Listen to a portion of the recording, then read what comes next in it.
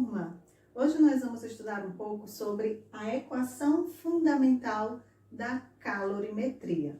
Nas aulas passadas, nós estudamos alguns conceitos de calorimetria. Nós vimos o conceito de calor sensível e de calor latente, né? O calor sensível é aquele calor trocado apenas em mudanças de temperatura. Eu só mudo a temperatura à medida que eu forneço o calor. E o calor latente é aquele calor que, à medida que eu forneço, né? À medida que ele vai aumentando a temperatura, ele chega a mudar de fase.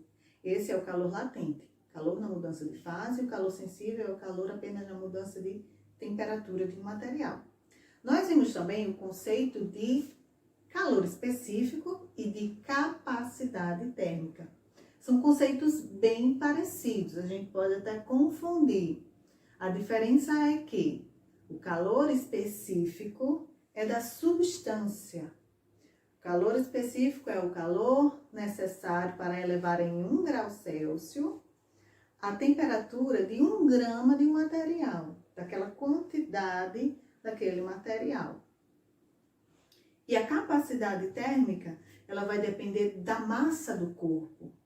A capacidade térmica é o calor necessário para elevar em 1 grau Celsius a temperatura de um corpo, de uma massa, certo? Então, eu tenho o calor específico do ferro, da substância ferro, mas dependendo da quantidade, da massa de ferro que eu estou fornecendo calor, eles vão ter capacidades térmicas diferentes, porque vai demorar mais tempo para elevar a temperatura de 1 grama de ferro, por exemplo, e vai levar muito mais tempo para elevar a temperatura de 1 tonelada de ferro, por exemplo. Essa é a capacidade térmica. E a equação fundamental da calorimetria, que nós vamos estudar hoje, conhecer hoje, ela traz o calor trocado, né, de um corpo, e vai depender da massa desse corpo, essa quantidade de calor trocada, ela vai depender da massa desse corpo,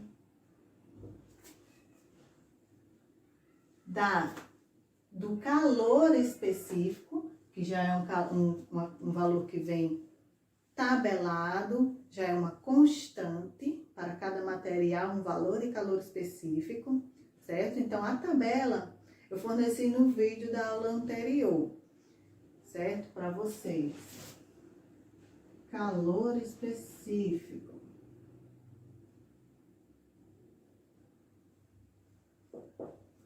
E da variação de temperatura. No início desse processo, dessa troca de calor, né, dessa quantidade de calor, eu tenho temperatura X. No final, eu tenho um outro valor para a temperatura. Então, a gente vai trabalhar com as variações dessa temperatura. Aí, vocês lembrem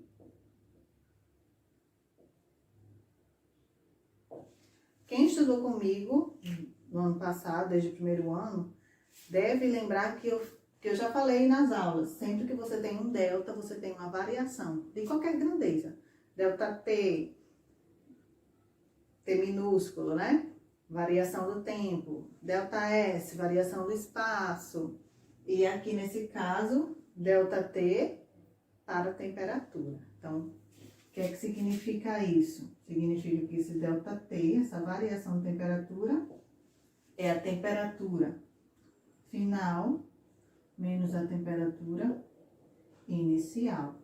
Então, nós vamos sempre fazer isso aqui quando eu estou trabalhando com a variação da temperatura. Vamos para alguns exemplos de como utilizar a equação fundamental da calorimetria. Aquecem-se 20 gramas de água a uma temperatura inicial de 12 graus Celsius até atingirem 60 graus Celsius. Determine a quantidade de calor recebida pela água. Considere o calor específico da água igual a 1 caloria por grama vezes graus Celsius. Nós já temos os valores, né, que a questão forneceu, então a gente vai encontrar o valor desse calor recebido pela água, através da equação fundamental da calorimetria. C delta T. Algumas pessoas que gostam de associar, né, de macetes para decorar as equações, essa daqui é uma das mais famosas para quem gosta de macete. Quantidade de calor MC delta T, ou conhecida também como Q macete. Q macete. Se você gosta de associar, acha mais fácil, você pode chamar essa equação de Q macete. Ela já é famosa por isso, certo? Mas continuando aqui, o calor recebido pela água, o valor da massa, 20 gramas, vezes o valor do calor específico, que para a água é 1, vezes a variação da temperatura. Então, eu tenho temperatura final, 60 graus Celsius, e temperatura inicial, 12 graus Celsius. Então, 60 menos 12. Então, esse calor, 20 vezes 1, 20, vezes 60 menos 12, 48. O calor vai ser 20 vezes 48, 960 calorias ou joule. Aí a gente vai observar o valor do calor específico. O calor específico aqui está em calorias. Então, nós continuamos utilizando calorias. A questão não pede para mudar, deixamos em calorias mesmo, certo? Então, é só multiplicar todos os valores. É importante a gente perceber que as unidades de medida do calor específico, elas vão determinar as outras unidades que nós vamos utilizar. Calorias por grama vezes grau Celsius. Então, se aqui está em grama, geralmente quando tiver em calorias, vai estar em gramas também. Então, a massa também tem que estar em gramas, certo?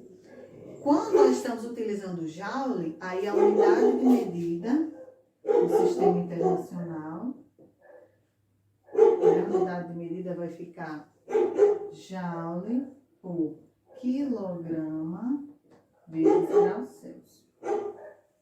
Ok? Uma barra metálica de 0,400 kg sofre um acréscimo de temperatura de 49 graus Celsius quando absorve 9.800 joules de calor. Determine o calor específico desse material.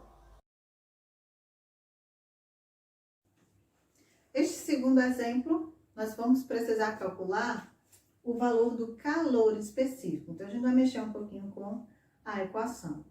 Percebam que, nesse caso, nós já temos os valores em joule e em quilogramas.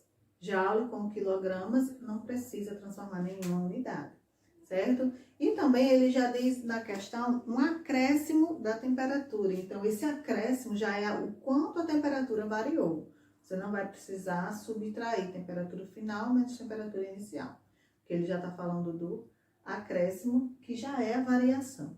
Então, para a gente calcular o valor do calor específico, vai ficar calor, massa, vezes variação da temperatura. Calor específico, o valor do calor, 9.800 joules, a massa 0,400 kg, vezes a variação da temperatura, que é 49.